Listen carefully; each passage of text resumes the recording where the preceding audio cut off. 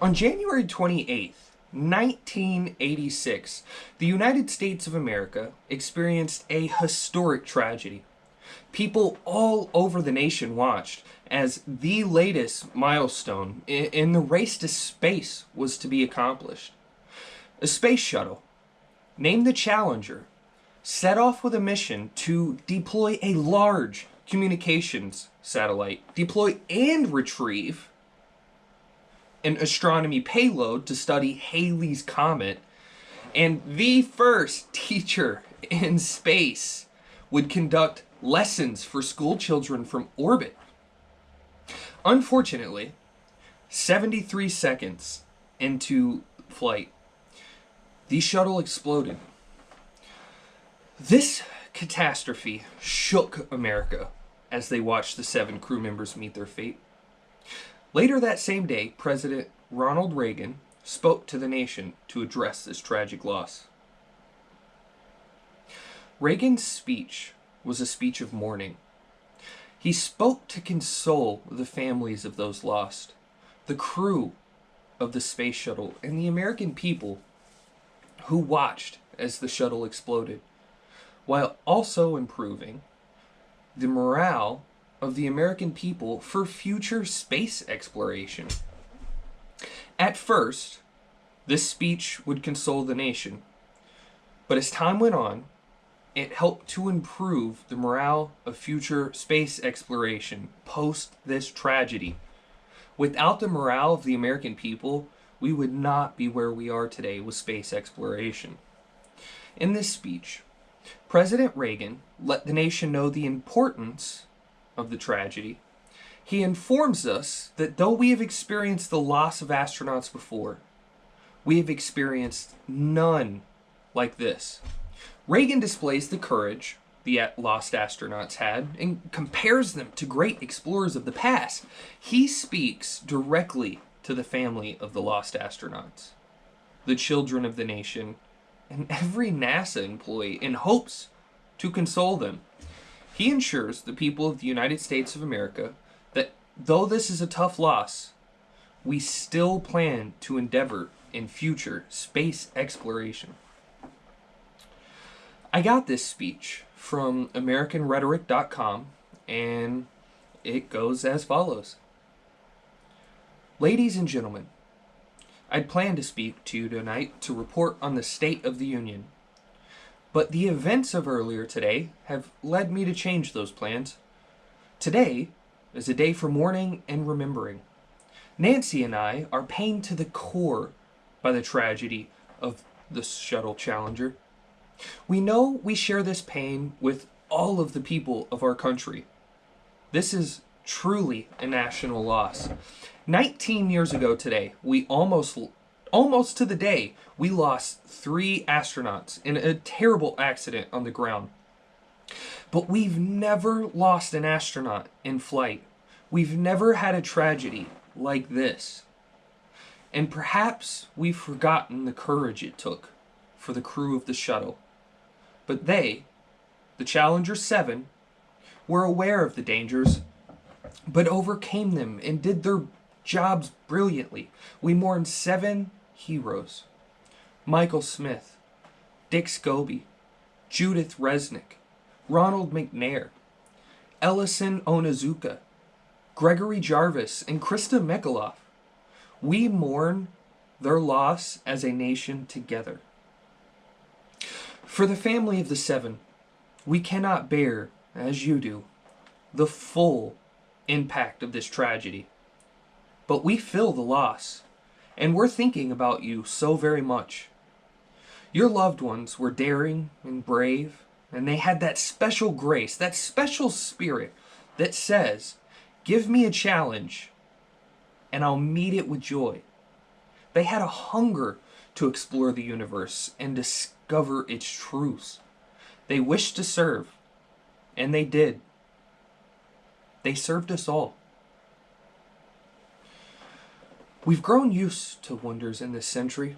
It's hard to dazzle us, but for 25 years, the United States space program has been doing just that. We've grown used to the idea of space, and perhaps We forget that we've only just begun. We're still pioneers. They, the members of the Challenger crew, were pioneers. And I want to say something to the school children of America who were watching the live coverage of the shuttle takeoff. I know it's hard to understand, but sometimes painful things happen. It's hard. It's all part of the process of exploration and discovery. It's all part of taking a chance and expanding man's horizon. The future doesn't belong to the faint-hearted. It belongs to the brave. The Challenger crew was pulling us into the future and will continue to follow them. I've always had great faith and respect in our space program, and what happened today does nothing to diminish it. We don't hide our space program. We don't keep secrets and cover things up. We do it all up front and in public. That's the way freedom is, and we wouldn't change it for a minute. We'll continue our quest in space. There will be more shuttle flights, more shuttle crews, and yes, more volunteers, more civilians, more teachers in space. Nothing ends here. Our hopes and our journeys continue. I want to add that I wish I could talk to every man and woman who works for NASA or who worked on the mission and tell them, your dedication and professionalism have moved and impressed us for decades, and we know of your anguish. We share it. There's a coincidence today. On this day, 390 years ago, the great explorer Sir Francis Drake died aboard ship off the coast of Panama. In his lifetime, the great frontiers were the oceans, and a historian later said he lived by the sea, died on it, and was buried in it. Well, today, we can say of the Challenger crew, their dedication, like Drake's, complete. The crew of the Challenger honored us by the manner in which they lived their lives. We will never forget them, nor the last time we saw them this morning, as they prepared for their journey and waved goodbye and slipped the surely bonds of earth to touch the face of God. Thank you. Once again, I got this speech from AmericanRhetoric.com. It's a great speech. That's the speech in its entirety. Reagan's speech was a speech of mourning. He spoke to console the families of those lost, the crew of the Space Challenger, and the American people who watched the shuttle explode,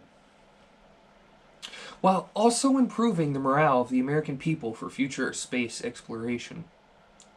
Without astronauts, like the Challenger 7, our understanding of the universe would still be primitive. Reagan knew this.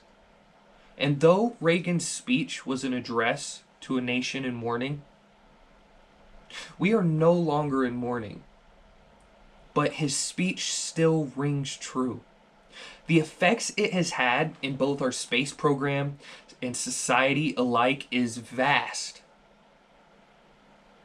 Reagan's ability to ensure the nation that the loss of the Challenger crew was a sorrow shared by all helped those who needed it most at the time. He informed us of those who have died before in similar exploration missions and how, like them, the Challenger crew will never be forgotten. He talks about the courage of the Challenger 7, declaring that there will be more like them to come, that we are not going to stop space exploration, but most importantly, he speaks directly to the family of the lost astronauts, all NASA employees, and the nation as a whole to console them when they're in mourning. Although the Challenger shuttle incident was a tragedy, the mission the Challenger crew was trying to accomplish, the mission of exploration and discovery, will not be abandoned. Reagan's speech helped make sure of this. What will you do to help make sure of this?